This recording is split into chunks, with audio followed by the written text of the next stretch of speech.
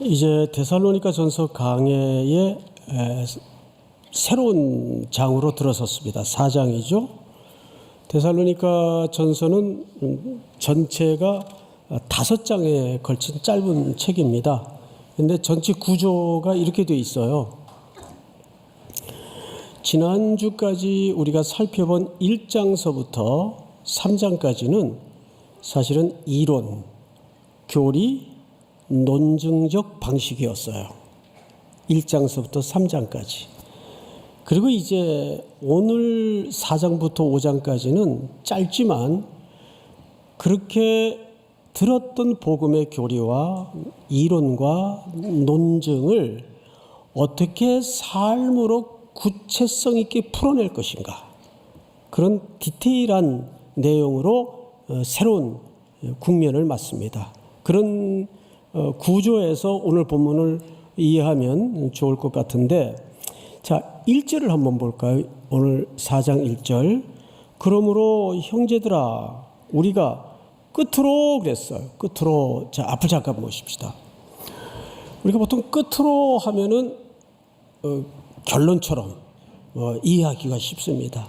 근데 이 표현이 로이폰이라고 돼 있어. 로이폰. 근데 이 로이폰이라는 헬라 말이 정말로 끝으로라는 표현도 가능하지만 전체 문맥에서는 그렇게 번역하기보다는 그러면 이렇게 번역이 돼야 전체 구조상 어색하지가 않습니다.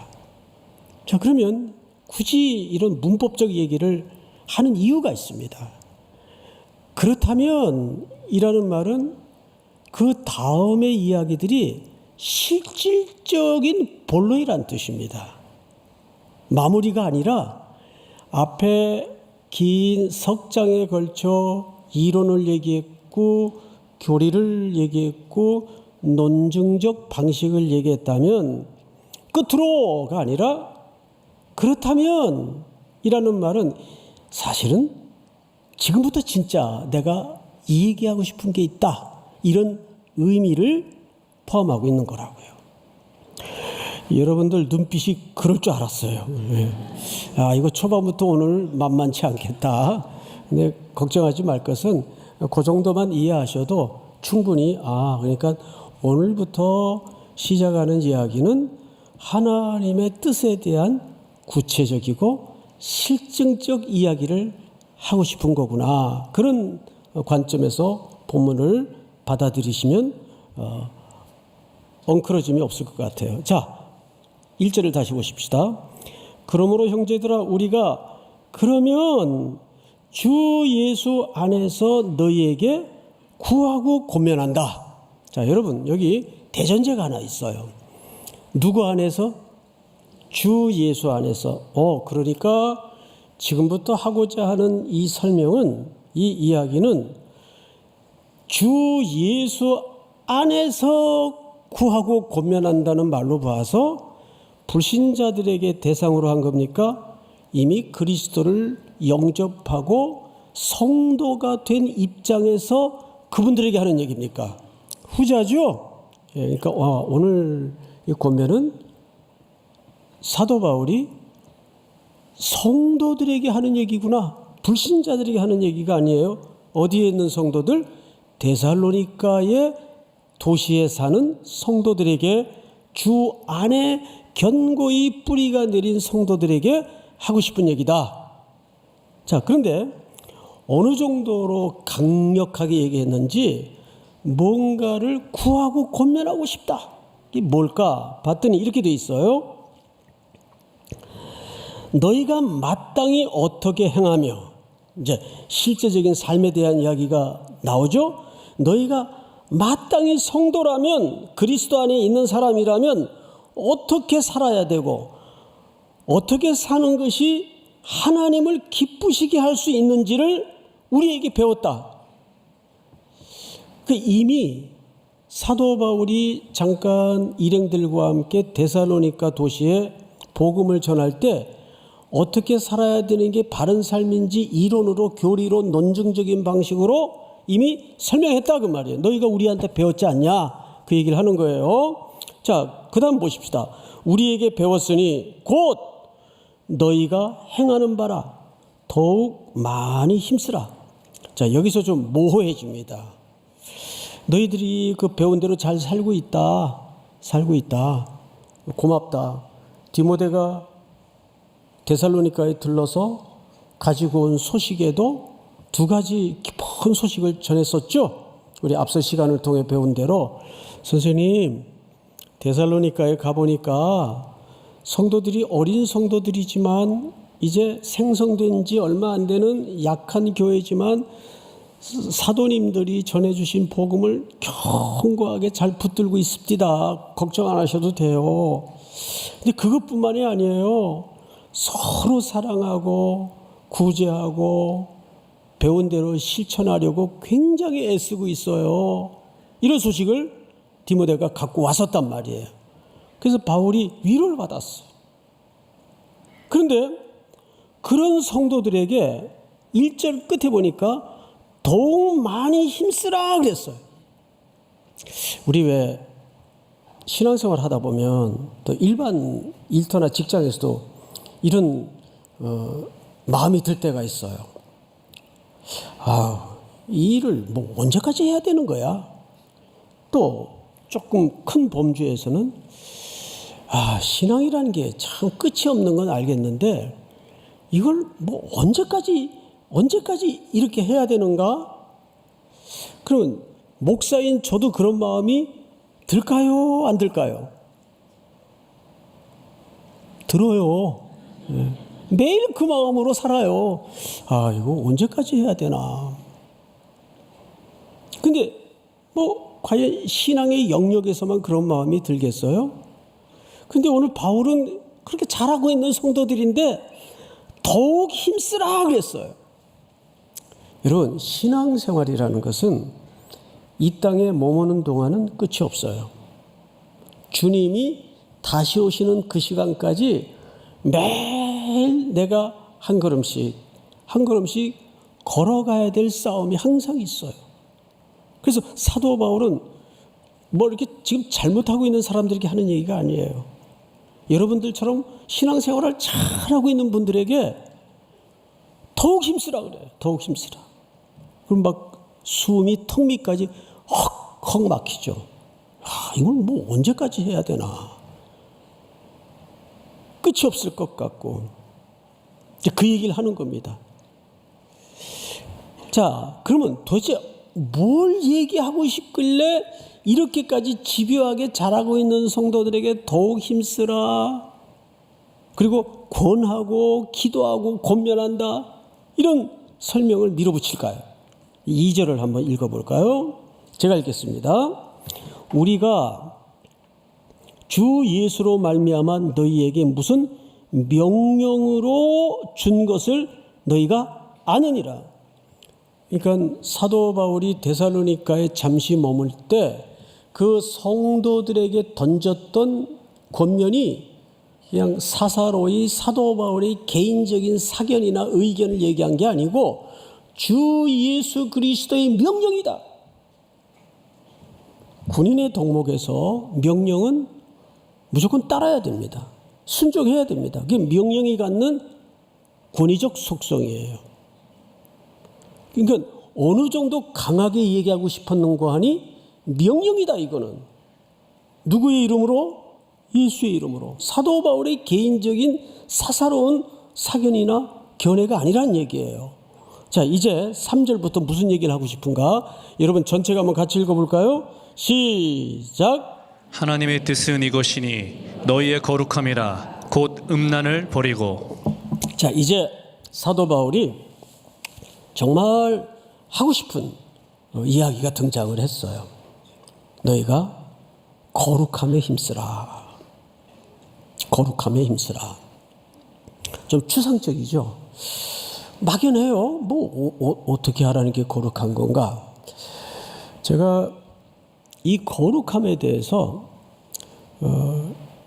오늘 제목이 공동체의 뭐죠? 성화입니다. 성화라는 건 사람이 조금씩 하나님을 향하여 닮아간다는 얘기예요. 자, 그러면 이제 잊을 수 없는 손님 한 분을 좀 소개하겠습니다. 그 신학대학원 원장까지 지내신 제 충신대학교 선배님이세요.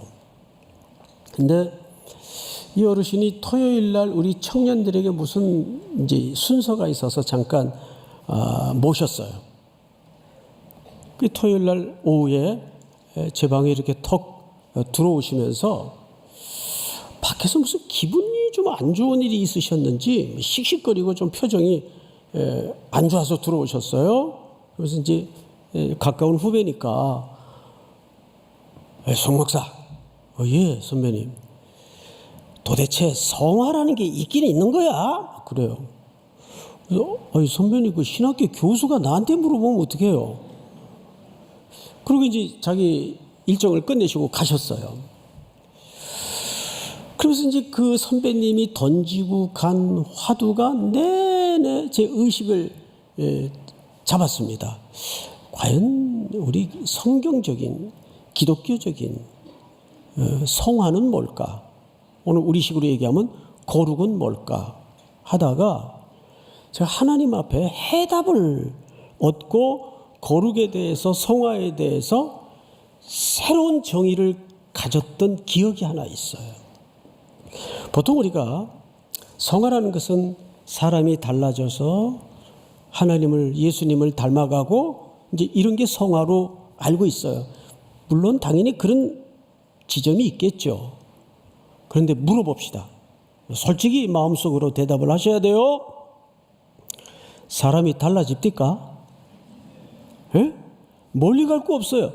나만 해도 내가 안 바뀌는데, 예? 사람이 달라져요? 안 달라져요. 그럼 도대체 성화를 왜 가르치느냐? 성화라는 게 뭘까? 제가 한 가지 예를 들게요. 제가 이제 90년도에 미국에 공부 은사도 없는 사람이 어쩌다 약간 사정이 생겨서 공부를 하러 갔어요. 전혀 영어 준비도 안 된 상태에서 어쨌든 학교에 들어가서 영어로 수업을 듣는데 안 들리는 영어를 하루 종일 듣고 앉아 있으니까 골이 뽀개지겠더라고요. 진짜. 얼마나 피곤하고 머리가 아프고 그럼 집에 와서 그냥 거의 죽은 듯이 그냥 널브러집니다. 막 골아 떨어지죠.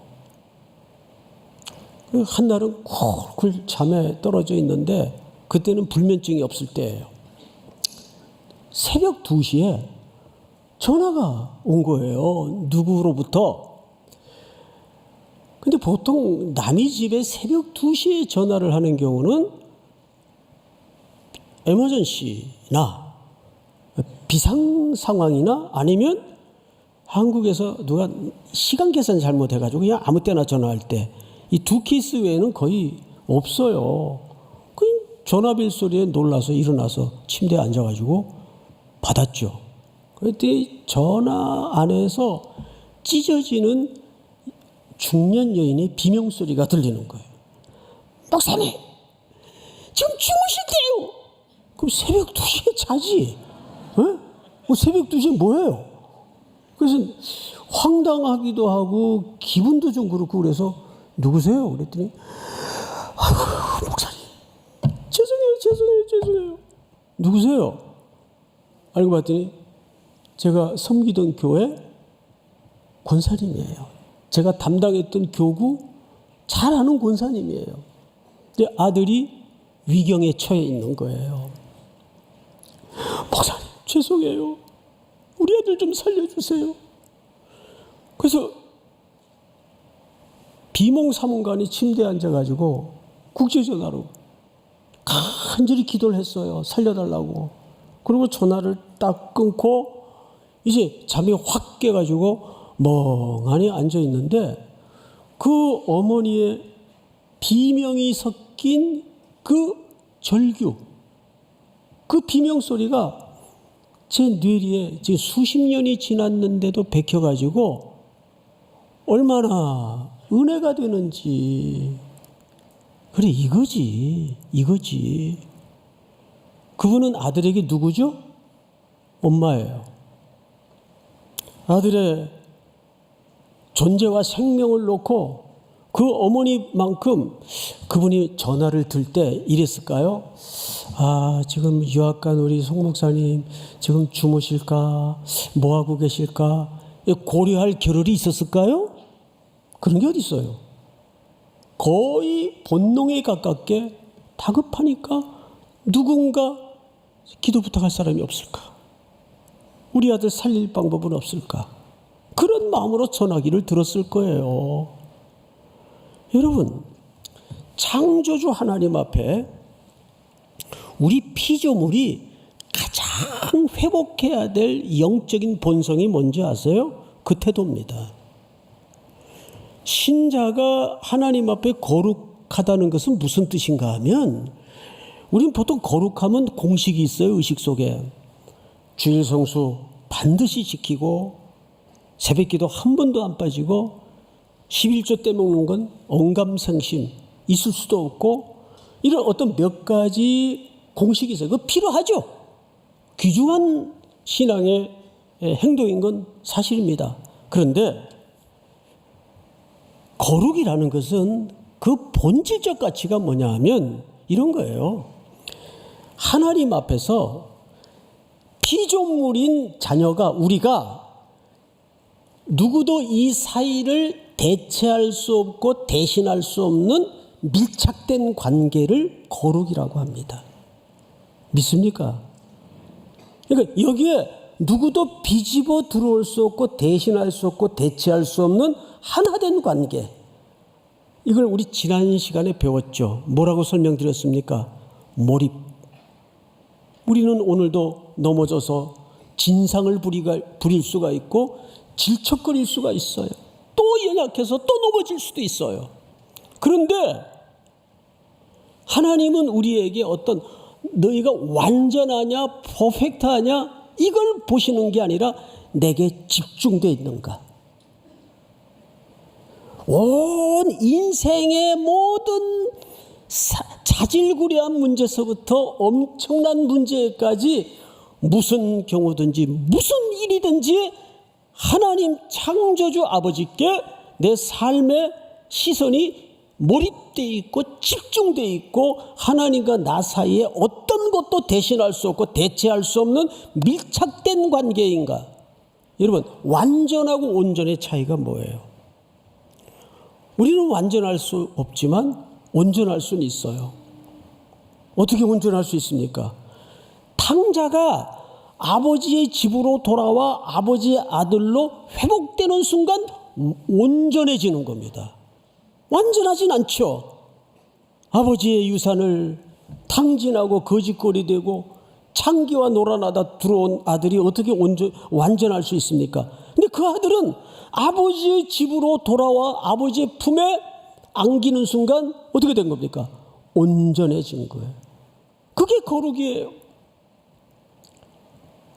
성경의 신뢰를 하나 더 들자면 이런 거죠. 베드로가 배에서 내려 예수님에게로 걸어갔어요. 누구십니까? 얘들아, 나다. 걱정하지 마라. 만약 주님이시거든 나를 명해서 물 위로 걸어오라소서. 그러니까 예수님이 거기에 또 응대를 베드로 수준으로 대화를 해주시는 거예요. 그럼 걸어와라 그랬어요. 그러니까 베드로가 배에서 내려서 여전히 바람은 불고 있는데 예수님을 향하여 걸어갔어요. 여러분 가운데 물 위를 걸어본 사람 계세요? 없죠? 이게 이제 이론상으로는 가능하다 그래요. 물 위로 걸을 수 있는 게 이론상으로는. 앞발 빠지기 전에 뒷발 빼고 뒷발 빠지기 전에 앞발 빼고. 그걸 말장난이라 그러지 누가. 어쨌든 베드로는 걸었어요, 안 걸었어요? 걸었어요. 걸어가다가 어느 지점쯤에 바람이 불물옵니까? 바람을 보고옵니까? 바람을 보고 그랬어요.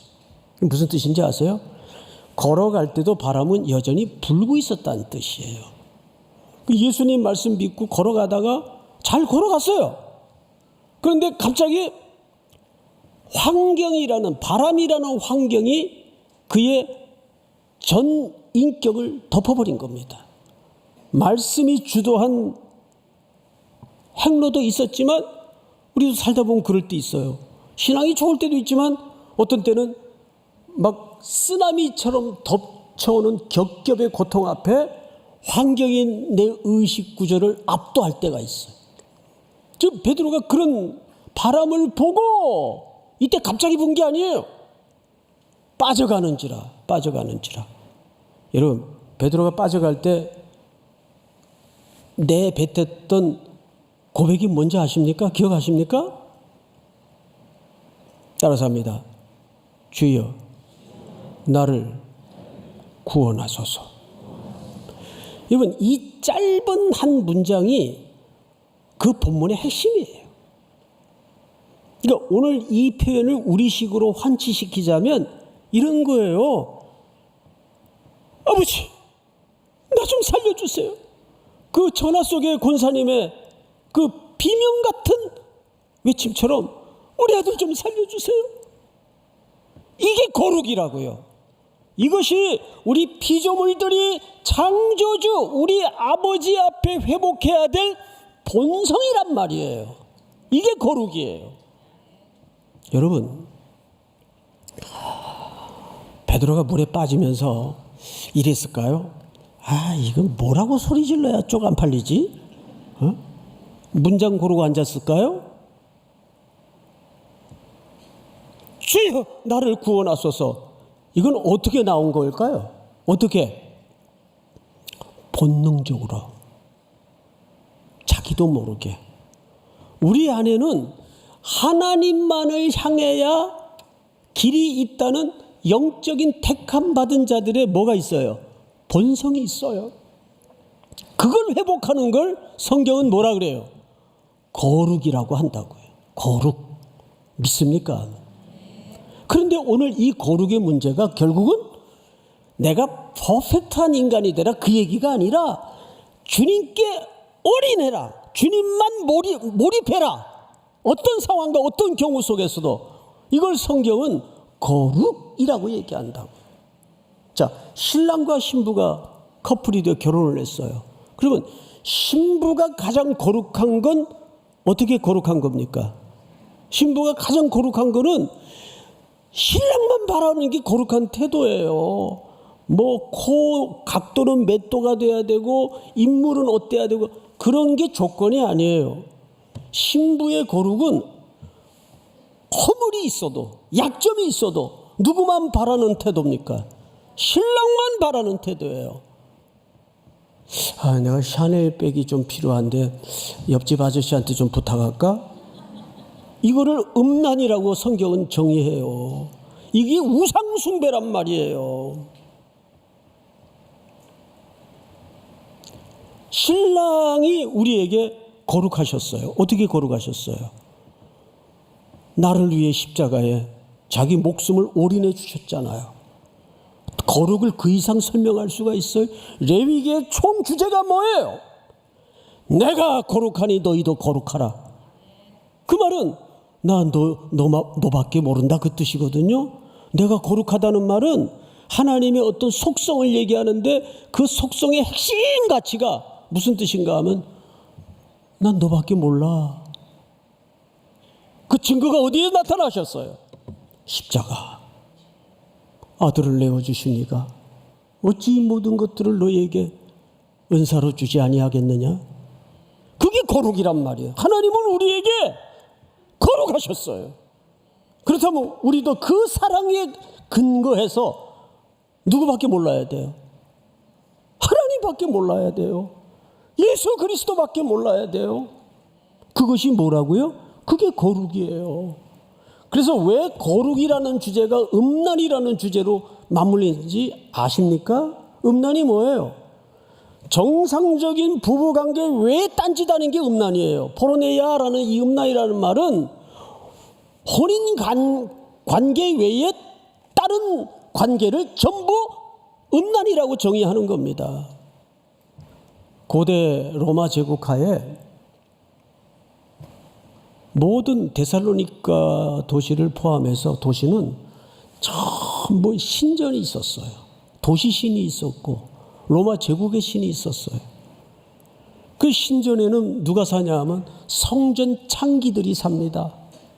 그 도시의 사람들이 그 넘치는 돈들을 들고 들어와서 또는 거기 조각물들을 사고 공덕을 기리고 경배를 하면서 신과 어떻게 접촉하느냐, 그 신전의 창기들과 함께 접촉을 해요.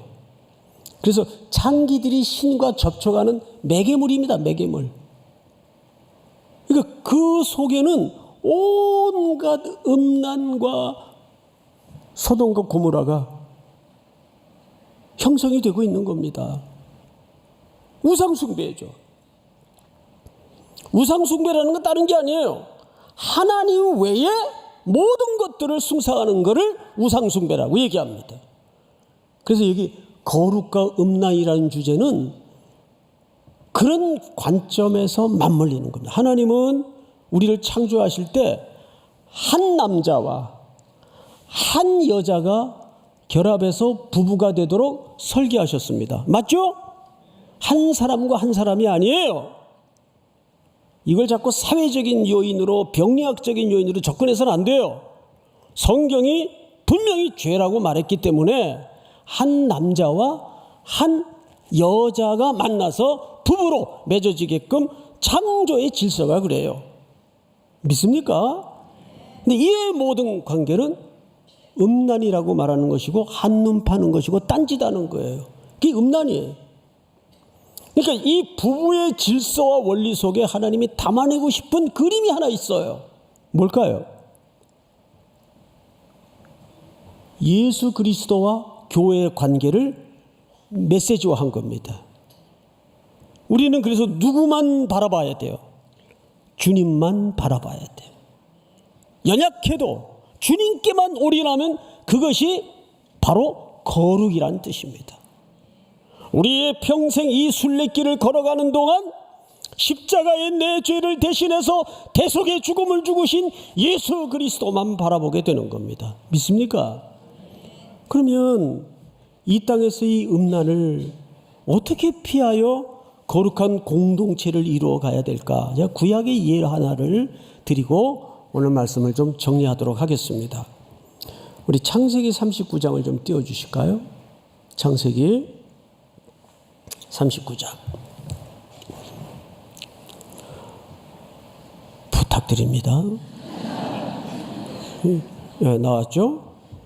그 후에 이제 요셉과 그 보디발의 지금 사연을 성경이 이렇게 기록하고 있어요. 그 후에 그의 주인의 아내가, 보디발의 아내죠, 요셉에게 눈짓하다가, 이 눈짓하다라는 말은 참 중요한 죄의 통로입니다. 눈은 죄의 통로예요.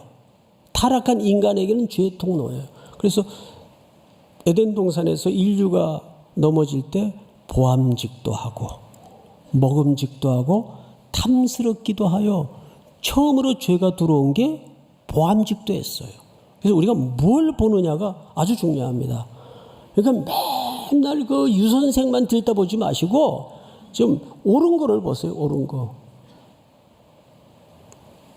그 후에 그의 주인의 아내가 요셉에게 눈짓하다가 동침하기를 청하니 요셉이 거절하며, 이때 요셉의 나이가 한 20대 초반이었을 텐데 인생 연대기로 치면 제일 피가 끓는 나이입니다. 손에 땀이 있을 나이예요. 저는 이제 손이 말라가지고 맨날 로션 바르고 그래요. 예? 손이 말라요, 나이가 들면. 근데 얼마나 그 뜨거운 청춘이에요. 요셉이 거절하며 자기의 주인의 아내에게 이르되 내 주인이 집안의 모든 소유를 간섭하지 아니하고 다 내 손에 위탁하였으니 9절 이 집에는 나보다 큰 이가 없으며 주인이 아무것도 내게 금하지 아니하였어도 금한 것은 당신뿐이니 당신은 그의 아내임이라. 그런즉 내가 어찌 이 큰 악을 행하여 하나님께 죄를 지으리까? 참 놀랍죠? 10절 여인이 날마다 요셉에게 청하였으나. 자, 여러분, 여기서 날마다가 무슨 뜻입니까? 날마다 무슨 뜻이에요? 에브리데이. 예? 매일. 야, 이게 얼마나 무서운 시험이에요. 피 끓는 청춘에게 매일 이 여자가 덤벼든 겁니다. 예? 조금만 야비하고 조금만 땀만 먹으면 인생이 편하게 되는데, 그런데 청하였으나 요셉이 듣지 아니하여 동침하지 아니할 뿐더러 함께 있지도 아니하니라. 여기 답이 있어요. 함께 있지도 아니하니라. 복 있는 사람을 시편 1편에서 어떻게 정의했어요? 앉지 아니하며 쫓지 아니하며. 기억나세요? 복 있는 사람은 그 자리에 앉지도 않아요. 쫓지도 않아요. 꼭 술 끊은 사람들이 약속을 술집 앞에서 약속을 해요. 응? 왜 그래요? 11절 다 같이 시작. 그러할 때 요셉이 그의 일을 하러 그 집에 들어갔더니 그 집 사람들은 하나도 거기에 없었더라. 12절 그 여인이 그의 옷을 잡고 이르되 나와 동침하자. 그러나 요셉이 자기의 옷을 그 여인의 손에 버려두고 밖으로 나가매. 야, 이 정도 됐으면 하나님께서 요셉 인정, 고향 앞으로 이래야 되는 거 아니에요? 근데 어디로 들어갔어요? 고향은커녕 감옥으로 들어갔어요. 근데 요셉의 인생을 더듬어 보면 요셉은 어릴 적부터 그 채색옷 시절부터 옷 때문에 고생이 굉장히 많아요. 옷 때문에. 그래서 요셉의 인생은 옷 몇 번 받고 있다 끝나요. 희한하죠? 그런데 항상 우리 인생의 시간표는 우리가 바라보는 인생의 시간표와 하나님이 바라보시는 계획하시는 인생의 시간표가 달라요. 요셉을 감옥에다 던져놓고 하나님은 하나님의 시선에서 어떤 후렴구를 붙였던가요? 하나님께서 요셉과 함께 하심으로 그가 형통한 자가 되어. 기억나세요? 형통한 자가. 그게 무슨 형통이 그런 형통이 있어요? 예? 고향 떠나 돌아갈 수 없는 길을 온 것도 지금 돌아버릴 지경인데 감옥에까지 던져놓고 무슨 형통이겠어요? 근데 나중에 뭐가 됩니까? 국무총리가 돼요. 대제국 애굽의 2인자가 돼요. 그러니까 많이들 오해를 하는 것이 역시 이렇게 신앙을 붙들고 견뎌냈더니 석세스풀 스토리. 하나님은 요셉을 성공시켰구나. 이거는 그냥 도덕책 만드는 거예요, 성경을. 그런 관점이 아니고 기근 때문에 먹을 것을 구하러 온 형들이 무릎 앞에 주아리게 되자 요셉이 그때야 하나님의 큰 그림에 눈이 열어진 거예요. 어머나 세상에. 그래서 세 가지 고백을 하죠. 이거 하나님이 하신 일이었구나. 두 번째 고백이 뭐예요? 생명을 구원하시려고 이 기근으로 먹을 것이 없어 핍절하던 이 시대에 생명을 구원하시려고 나를 당신들보다 앞서 보내셨나이다. 여기에서 보내었다는 성교적 고백이 터집니다. 보내었나이다. 세 가지 고백이에요. 첫째, 누가? 하나님이. 왜? 생명을 구원하시려고 나를 당신들보다 먼저 보내었나이다. 이것이 하나님의 경영과 하나님의 계획으로 눈이 열어지자 가해자도 피해자도 의미가 없어져 버렸어요. 우리가 왜 용서를 못합니까? 아직도 인생의 시간표를 자기 쪽에서 그려놓고 자기 쪽에서 이해하기 때문에 그래요. 딱 보니까 가해자들이잖아요. 근데 요셉은 피해자예요. 나중엔 피해자가 맞은 놈이 때린 놈들은 먹이 살리잖아요. 인생이 원래 그렇게 돼 있어요. 그게 왜 가능할까요? 거기서 예수 그리스도의 모형을 보는 거예요. 그를 찌른 자들이, 예수님은 그들을 다 구원하기 위해서 이 땅에 오신 분 아니겠어요? 사랑하는 성도 여러분, 오늘 이 말씀이 왜 공동체적 성화가 필요한가? 성화란 무언가? 그리스도께 집중하는 겁니다. 오늘도 여러분들이 또 한 주간 저 세상에 보내어져서 생명을 살려내고 하나님의 계획을, 뜻을 이루어가는 한 주간이 될 수 있기를 주의 이름으로 축원하고 축복합니다. 다 일어나십시다.